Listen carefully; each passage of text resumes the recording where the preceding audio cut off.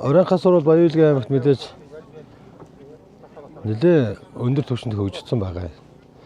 Тэгээ энэ ховд сумд болж байгаа энэ ой харвааг манай шав магадгүй энэ хос хоёр маань зохион байгуулж байна. Энэ ховд сумын удирдлагууд болон энэ ард түмэн сайхан сурын харваатаа наадан болгоё гэж ярилцаж тогтсон үндсэн дээр манай хосоо мэргэн маань ховд сумд энэ анх удаага энэ 80 жилийн түүхэнд анх удаага энэ суманд 93 наадан болж байгаа юм байна. Тэгээд өрсөө. За мэргэн минь ирээд энэ сайхан нутагт оролцоод нэг харваад өгөрөө гэдэг. За харваад өгөрөө шиж явахдаа сайхан оролцлоо. Тэгээд үнэхээр сайхан нутаг байна. Энэ сайхан нутгийг үзээд бас энэ хажуугаар нь өнгөрдөг мөртлөө энэ сумд ирж үзээгүй л юм байна. Ийш ойрхон мөртлөө.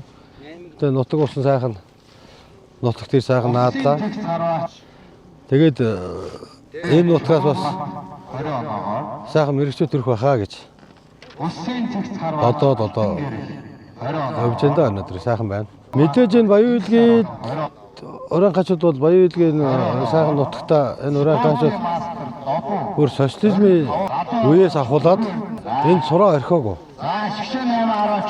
Тэгээ бид нар хүүхэд байхасаа бүр энэ ухаан мэдээ орсон цагаас ахуулаад энэ Оройнхаа сур гэж юу вэ? Яад юм бэ? Яаж харууд юм бэ? Бүгдийг нь ойлгодог бид нар. Тэр юун дээрээ үндэслээд бид нар хүүхэд байхдаа харваад дараа нь энэ төрийн хоёр наадамд одоо халах сүрийн харваанд төрүүлснийхээ дараа би бодсон. Энэ олон сайхан харвах боломжтой. Харвах өв уламжлал аваа явж байгаа энэ Оройнхаа залуучууд дээрээ би жоохон ажиллаад жоохон дагуулад яваад юм үзүүлэх юм бол олон сайхан халахын мэрэгчүүд төрөх юм байна гэж бас бодсон. Яагаад гэвэл тэд нар өөрсдөө харваа гэдэг юмыг мэддэг. Харваа сурцсан улсууд.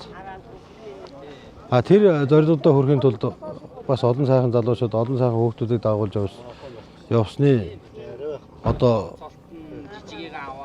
хүчинд өнөөдөр Баян-Үйлгийн аймгийн маш олон сайхан мэрэгчүүдтэй болсон, олон сайхан маструудтай болсон. Баян-Үйлгийн аймагт өшөө илүү сураг хөгжсөн.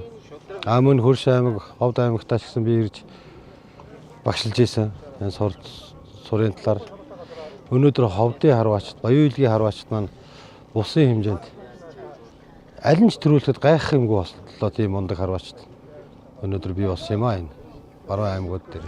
Түүх 80 жилийнхээ ойг тэмдэглэж байгаа энэ Ховд сумынхаа нийт ард түмэнд энэ сайхан байгаль, энэ сайхан хангаада байдаг энэ сайхан сумынхаа нийт ард түмэнд түүх 80 жилийнхээ ойг тэмдэглэж байгаад нь одоо баярын төргий бүгдээрээ одоо эрүүлэг сайн сайхан байх болтугай гэж.